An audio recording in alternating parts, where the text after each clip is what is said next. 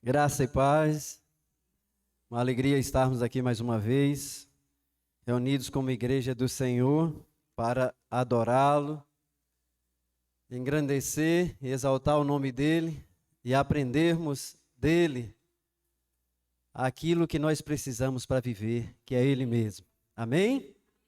Irmãos, nas terças-feiras nós estamos estudando um livro do irmão pregador americano, Paul Washer, e ele fez uma ministração no ano de 2008, e essa ministração foi compilada, foi traduzida, foi escrita nesse livro, e dividido em 10 partes, que ele fala sobre o que seriam as 10 acusações contra a igreja moderna. Na realidade, seria como se fosse reflexões sobre a circunstância da igreja moderna. Coisas que estão, às vezes, fora daquilo que é o ideal para uma igreja saudável, dentro da perspectiva do Evangelho. E nessa sétima acusação, nessa sétima reflexão, ele traz uma temática que diz assim: uma falta de disciplina eclesiástica, amorosa e compassiva. E o que seria a disciplina? O que seria essa disciplina amorosa e compassiva? Nós vamos aprender nesta noite pela palavra do Senhor. Convido os irmãos a abrir suas Bíblias no livro de Gálatas, no capítulo 6, o verso 1. Quem encontrou? Amém?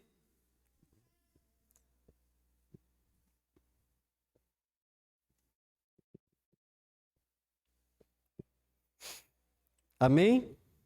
Diz assim: irmãos, se alguém for surpreendido em alguma falta, vós que sois espirituais, corrigiu com espírito de brandura, e guarda-te para que não sejas também tentado.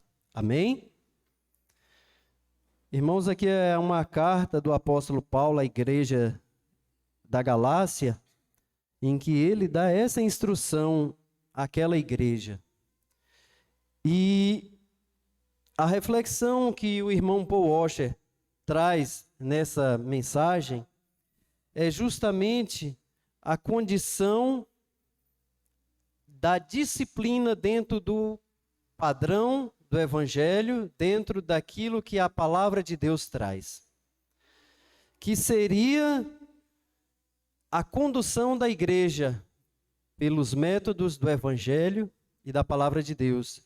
Porém, ele alerta que muitos líderes, na atualidade, se ele falou isso desde 2008, ele já tratava dessas circunstâncias. Hoje, infelizmente, essa realidade que ele relatou, às vezes tem piorado.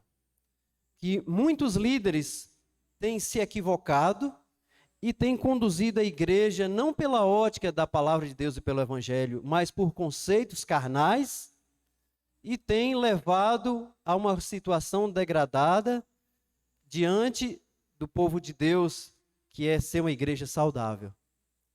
Ele traz essa reflexão e ele conta que a igreja da qual ele faz parte tem em torno de 1.000 membros que estão presentes regularmente.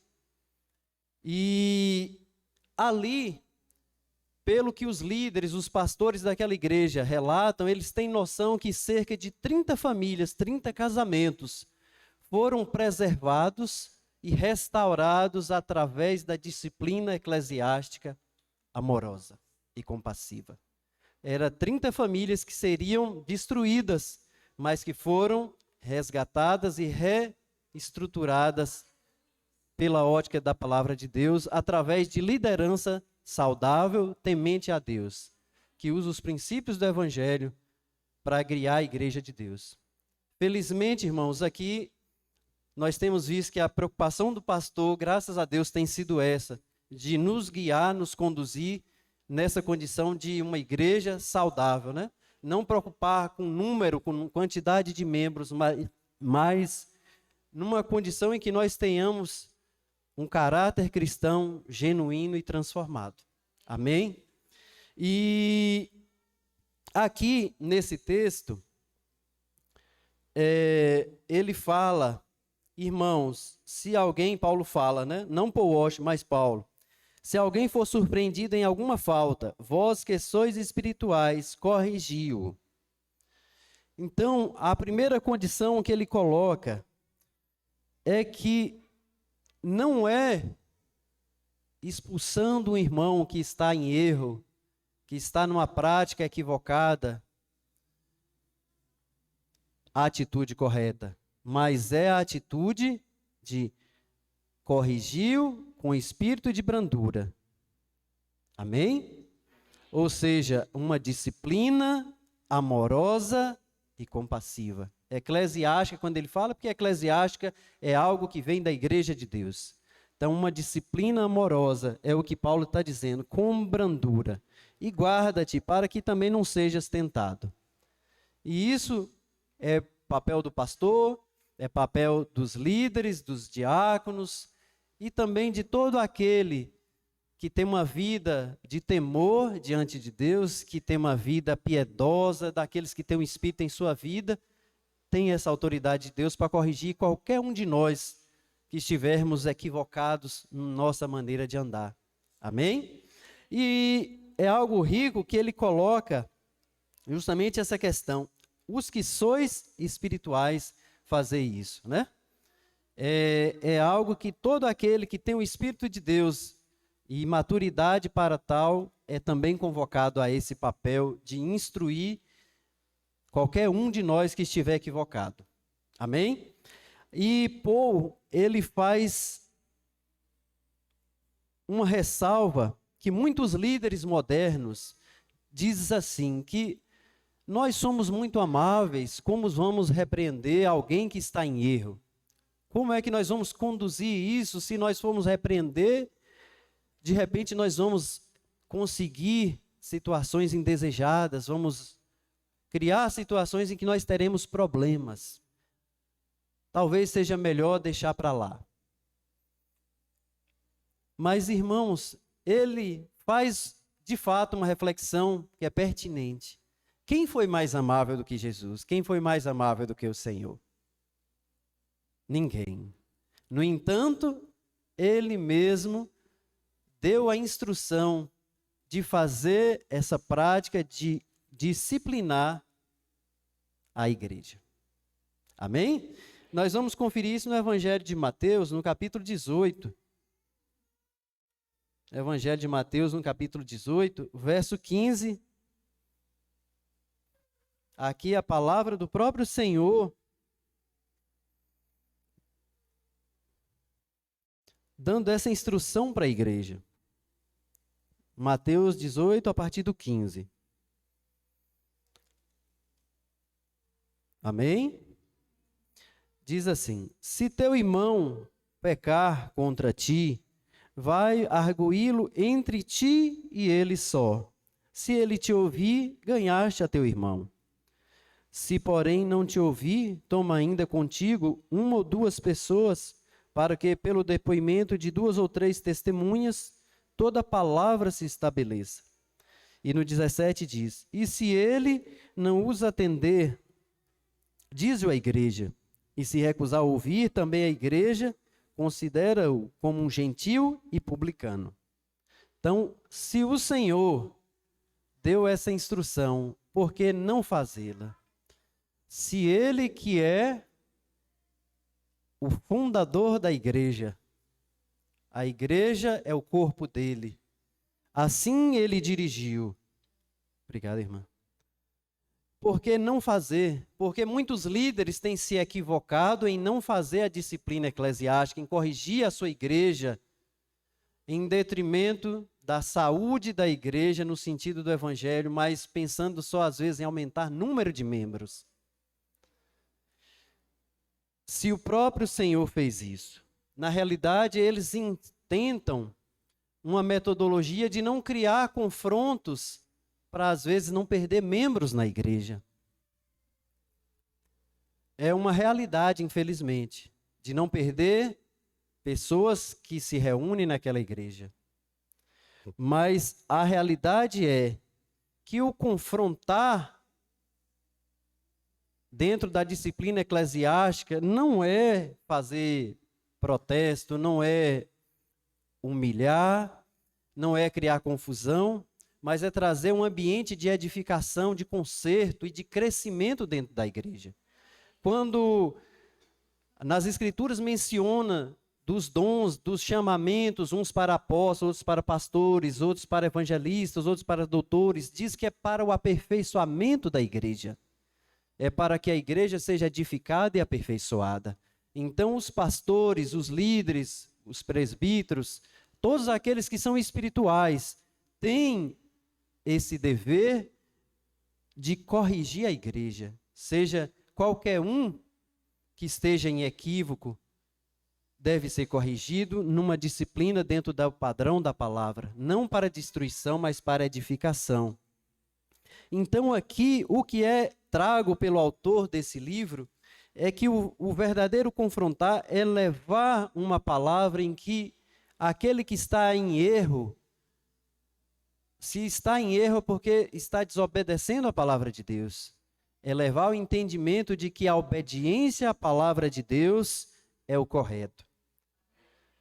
Ainda que isso implique em o mundo nos odiar. Não é? Ele cita o exemplo de Noé naquele tempo, que Noé pregava que viria um dilúvio, num tempo em que não chovia. A terra era regada por um vapor que subia do chão. Não havia chuva. E Noé pregava dizendo que ia chover, pregava arrependimento, que haveria uma destruição. Então Noé certamente era chamado de louco, de maluco, não tem sentido o que ele fala, era odiado, porque ele expunha os pecados daquela época. Então basta nós observarmos a palavra de Deus, obedecê-la, em que naturalmente o mundo tende a nos odiar. E aqueles que querem agradar o mundo, não podem agradar a Deus. Por isso que nós temos visto tantas coisas mundanas dentro da igreja. Porque as pessoas não querem levar, muitos líderes não querem levar as pessoas a Cristo, a salvação. Mas querem encher os seus templos. Mas o reino de Deus tem ficado vazio. E o que de fato importa para aqueles que conhecem a verdade do Evangelho é o reino de Deus. Verdadeiramente ser edificado pela vida da igreja. Amém? Em Mateus 18, que nós lemos, em cada versículo, o Senhor nos dá uma instrução assim detalhada de como agir nessa situação em que algum de nós for achado numa situação dessa de equívoco, seja qual for. E o Senhor diz no versículo 15 aí do capítulo 18, diz assim: se teu irmão pecar contra ti, vai arguí-lo entre ti e ele só. Então, se há, aqui o Senhor fala de uma condição às vezes de ofensa pessoal, mas necessariamente não precisa ser só isso, uma ofensa pessoal. Pode ser que o irmão está numa condição que vai levar ele a afastar dos caminhos do Senhor. E aquele que ama as vidas não quer que ninguém se perca, assim como o Senhor não quer que ninguém se perca. A palavra diz que o Senhor é longânimo, esperando que todos se arrependam e venham ao conhecimento da verdade. Então, se nós amamos o Senhor, quando nós vemos um irmão cair, como podemos ficar de braços cruzados? Então, chama ele pessoalmente, é a instrução que o Senhor dá, e fala com ele. Não precisa espalhar para a igreja. Fala com ele, e se ele te ouvir, ganhaste a teu irmão. Amém? Aí o segundo ponto, o Senhor diz assim no 16, se porém não te ouvir, e não ouviu, o que fazer agora? O Senhor fala, toma contigo 2 pessoas, para que pelo depoimento de 2 ou 3, toda palavra se estabeleça. Mas o autor faz uma advertência muito interessante. Ele coloca uma situação em que nós não devemos, que fala de uma ofensa pessoal, chamar alguém que na realidade, digamos assim, tome meu partido, mas que seja uma pessoa neutra, uma pessoa que se baseie apenas pela palavra de Deus. Por que ele coloca isso? Porque de repente não é o irmão que está errado, pode ser eu mesmo que estou errado. Pode ser a própria pessoa que tomou a iniciativa que está equivocada, que está errada. Por isso a instrução da palavra, vós que sois espirituais, chamar 2 testemunhas ou 3, 2 pessoas que são espirituais, que não tomem partido de ninguém, mas que seja pela palavra de Deus e pela edificação da igreja. Amém? E aí entra uma questão justamente de que existe muito hoje, de legalismo, essa condição de eu apontar o erro do outro, quando na verdade eu que estou no equívoco, no erro. É uma situação em que as pessoas, esse termo legalismo, eu vi o que o apóstolo Hernandes Dias Lopes definiu a respeito disso, do que é uma pessoa legalista. Ele diz assim que são pessoas que pautam mais nas tradições e doutrinas humanas do que na palavra de Deus. Que tende a viver uma aparência e não uma realidade, que acaba gerando uma situação de morte, não de vida, e a pessoa acaba vivendo escrava dessa forma de viver a suposta vida cristã. Então ele coloca que isso não produz santidade e nem comunhão com Deus. Porque geralmente o legalista é aquele que tende a julgar e condenar o outro, quando na realidade ele não observa a palavra de Deus, ele vive de doutrina e tradição. Infelizmente é uma realidade. Então, aqui quando diz de testemunhas que sejam espirituais, são justamente para a pessoa discernir um legalista. Nós podemos ser legalistas às vezes sem perceber. Às vezes por excesso de zelo. Sem perceber, nós podemos cair nessa situação de entrar no legalismo. De acusar quando nós mesmos estamos no equívoco. Então, uma chamada para edificação é essa observação para esses detalhes, de estar atuando em comunidade junto com irmãos que sejam espirituais, que não nos deixe no engano. Amém? E no verso 17, o Senhor diz que mesmo se com as testemunhas não houver resolução, digamos que nesse caso o irmão seja de fato, esteja equivocado, esteja no erro, o Senhor diz assim, e se ele não atender, diz a igreja, e se recusar a ouvir a igreja, considera-o como gentio e publicano. Então aqui seria um ultimato, se ainda assim a pessoa que está no erro não ouviu a advertência do irmão, do pastor, do líder, leva mais alguns irmãos espirituais para conversar com ele, ainda assim o erro permanece. Leva-o diante da igreja.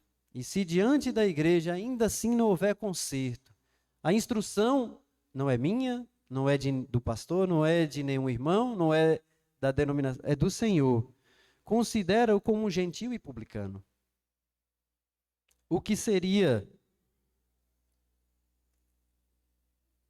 Gentio seria alguém de fora, como um pagão, alguém que não pertence à família de Deus. E publicano, o próprio Mateus que escreveu esse livro, antes do Senhor chamá-lo, era um publicano, um cobrador de impostos, alguém que era mal visto no tempo de Jesus, alguém que era a ele atribuída uma situação de ser cruel por cobrar impostos até daqueles que não tinham condição de pagar. Então, esse irmão que permanecer na condição do erro, apesar da disciplina compassiva, amorosa, com zelo, feito dentro da instrução do Evangelho, ele entra numa condição de ser tido como alguém que não pertence à família de Deus, alguém estranho. Por que isso, irmãos? Porque, de fato, se alguém permanece no erro, de fato não pertence à família de Deus. De fato, não pertence à família de Deus. E aí fica uma advertência para todos nós, principalmente para todos nós que buscamos servir na igreja de Deus, para quem é pastor, presbítero, líder, de departamento, de ministério, para todos nós que somos também membros, de nós mesmos começar a nos disciplinar.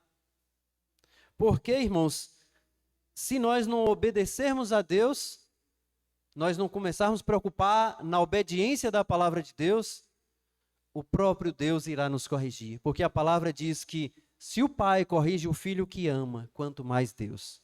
Porque não somos bastardos, mas nós somos filhos. E se nós de fato somos filhos, a correção de Deus virá sobre nós. Amém? A correção de Deus vem sobre nós. Então, a instrução que fica é que nós devemos começar a nos policiar ainda hoje, a vigiar a nossa vida, a sondar a nossa vida, onde é que de fato nós podemos estar errando ou equivocados, para nós não sermos achados em uma situação de erro, de engano, e não ser necessária a disciplina de Deus, mas nós mesmos tomemos a iniciativa de nos corrigir. Amém? E ele cita que nós devemos buscar meios de conhecer para isso. Como é que nós vamos fazer? Para começar a ter um parâmetro de onde nós devemos nos colocar na vida cristã. Na própria palavra. E através de livros, principalmente livros que trazem entendimento mais puro do Evangelho genuíno, do que é o Evangelho. Não esse Evangelho distorcido de venha para Jesus e tudo será resolvido. O que é resolvido é a morte eterna, é a condenação que é resolvida. Mas na nossa vida natural, aí é que os problemas muitos vão começar. Então, o Evangelho precisa ser conhecido. Qual é o Evangelho? O Evangelho genuíno, aquele que diz que nós somos trapos de imundícia, que nós pecamos e somos destinados à ira de Deus, mas Ele, pelo seu muito amor, enviou seu Filho para morrer em nosso lugar. E que nós não somos dignos de nada, e até a nossa fé é dom de Deus. Nem o crer em Deus vem de nós. Tudo é de Deus e tudo é para Deus. Então não há nada de bom em nós, nada que mereça um elogio, nada que mereça ser louvado em nós. Tudo vem de Cristo. Amém? E é essa a verdade do Evangelho. Nós temos que procurar conhecer esse verdadeiro Evangelho. O que resume esse entendimento do que o irmão Paul Washer traz aqui é justamente isso. Tem sido pregado um falso Evangelho. Um falso Evangelho que não diz a condição do homem distante de Deus, que é a condição de morte e condenação eterna. E que se nós não recebermos o genuíno Evangelho, nós estamos fadados à morte eterna. E nisso, então ele traduz em que qual será a realidade da conversão que vemos nos dias atuais. Ele não menciona, mas eu mesmo entendo que na maioria das vezes tem havido não conversão, mas convencimento da verdade. Muitas pessoas são convencidas da verdade, mas não se convertem ao Evangelho. Porque ele faz, irmãos, uma acusação dura, que num primeiro instante choca. Ele chega a dizer que a igreja evangélica, moderna, cristã, tem se aproximado, assemelhado à prática da igreja católica romana. Aí como isso, irmãos? Aí ele vai dizer que qual é a praxe? Quem nasceu dentro da tradição católica sabe, como eu fui batizado, faz primeira comunhão, faz crisma, depois tem uma outra coisa que, se não me engano, chama confirmação, e tem outros sacramentos ditos assim que, na verdade, o que é que ele faz? Coloca um bebê com o título de cristão, sem consciência, e vai fazendo coisas para mantê-lo pertencente à instituição. Mas, na realidade, isso é algo só aparente.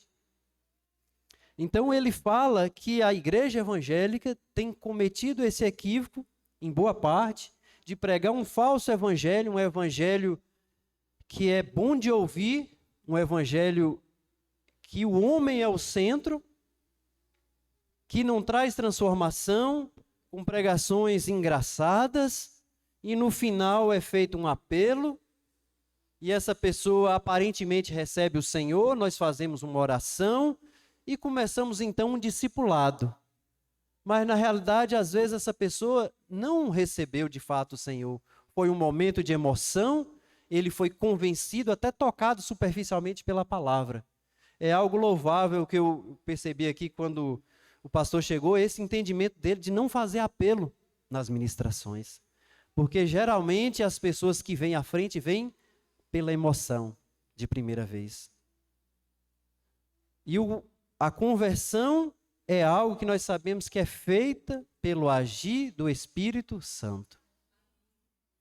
Então, ele faz essa reflexão. E aí não adianta pegar alguém que chegou e discipulá-lo apenas, se ele de fato não conheceu Cristo, não teve uma experiência salvadora. Ele não se viu pecador, indigno, e que mesmo assim Deus olhou para ele com amor e misericórdia. E a partir daí, como esse hino que nós cantamos, quem verdadeiramente conheceu Cristo não consegue mais viver da mesma forma, porque o amor de Deus, a palavra fala assim, irmãos, que a quem mais foi perdoado, mais amor tem. Então, quanto mais distante de Deus nós andamos, mais nós tendemos a amá-lo. Depois que nós temos consciência de quem éramos e de quem nós nos tornamos em Cristo. Amém? Então, o irmão alerta para essa prática de não converter de fato as pessoas. Aí alguns até podem dizer assim, mas é o ser humano que converte? Não. Mas a palavra diz que a fé vem pelo ouvir, mas ouvir a palavra de Deus como ela é. Ouvir o evangelho como ele é, aquele evangelho que diz quem é Deus e quem é o homem, que diz a nossa realidade. Esse evangelho é o que precisa ser pregado, porque só ele transforma a vida. É o evangelho que nos impacta, que nos confronta, que muitas vezes é como os discípulos que, às vezes a gente vem aqui, ouve uma palavra e diz assim, dura essa palavra. Mas aquele que tem o Espírito diz assim, mas eu precisava ouvir. Eu precisava ouvir essa palavra. E o evangelho vem e transforma. Então ele coloca assim que se alguém, voltando para a condição da disciplina eclesiástica, depois que o Senhor deu a instrução toda, mesmo assim essa pessoa não chegou a arrependimento, aí ele usa a citação do próprio livro do apóstolo João, que o Senhor diz assim, as minhas ovelhas ouvem minha voz e me seguem. E aí entra o entendimento de que se não houve arrependimento, é porque esse irmão, suposto irmão, não era das ovelhas do Senhor, de fato não era convertido ao Senhor.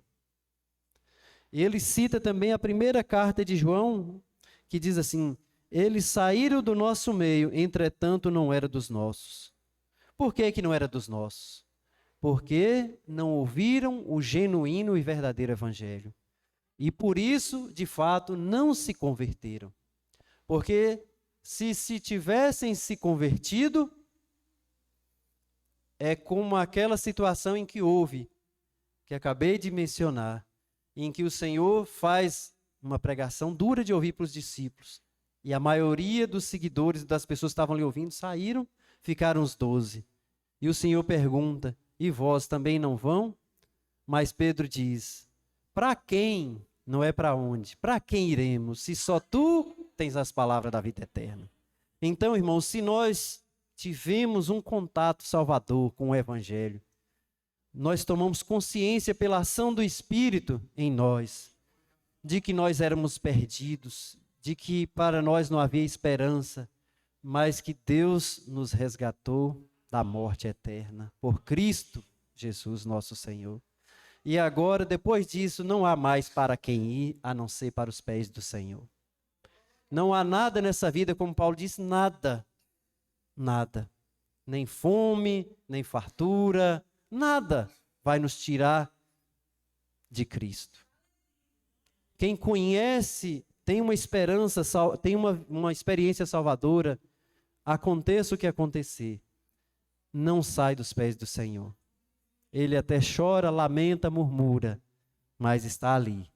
E para concluir, irmãos, ele usou algo assim forte.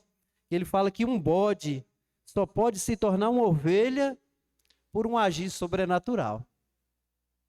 E nós somos como bodes no nosso modo de ser carnal. O homem natural é um bode. E para quem conhece um pouco, um bode é um bicho trabalhoso. Não tem cerca que segura, come de tudo que não presta. Mas uma ovelha não, uma ovelha é mansa, obedece à voz do pastor. Ela não quebra cerca, ela não é violenta, agressiva, mas é mansa. Então, só por meio do agir do Espírito de Deus é que um bode pode ser transformado em uma ovelha. Se muitos têm agido como bode, é porque, de fato, não tiveram o agir do Espírito em suas vidas. Não são ovelhas de Cristo, não ouvem a sua voz. E agora, irmãos, para os que ouviram a voz do Espírito, aqueles que foram transformados, fica que nós devemos sim estar sujeitos a uma disciplina, que é uma disciplina que traz transformação, é uma disciplina que é amorosa. Se o pastor ou qualquer líder vier nos procurar e dizer, irmão, não é bem assim, você está equivocado nisso, nós devemos pedir ao Senhor que tenhamos humildade de sentar, ouvir e pedir entendimento e discernimento para aquela situação e consertar a nossa vida. Porque se Ele faz isso, Ele faz por amor, porque Ele quer nos ver lá no trono, lá na glória de Deus, diante do trono do Senhor, juntos, todos juntos. Então a disciplina eclesiástica, quando falo que ela é amorosa, é por isso, é baseada no amor, é na esperança da salvação, é porque é algo que lida com a vida eterna, não está lidando com coisas que vão passar, mas nós estamos lidando com a vida eterna, com a salvação. Então, a disciplina eclesiástica é um instrumento poderoso dentro da igreja que anda no verdadeiro evangelho. E graças ao Senhor, nós louvamos ao Senhor, porque nós temos visto que a disposição do pastor Durval tem sido nos conduzir numa experiência de vida, de aperfeiçoamento, de edificação, de crescimento, de corrigir nossos equívocos, de aperfeiçoar aqueles que servem, de aperfeiçoar todos os santos, toda a igreja. Porque nós sabemos que nosso alvo é a eternidade, é Cristo, irmãos. E para concluir, irmãos, nós vamos ler Provérbios 9, no versículo 8. Provérbios 9.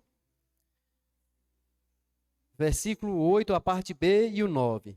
Amém? Diz assim.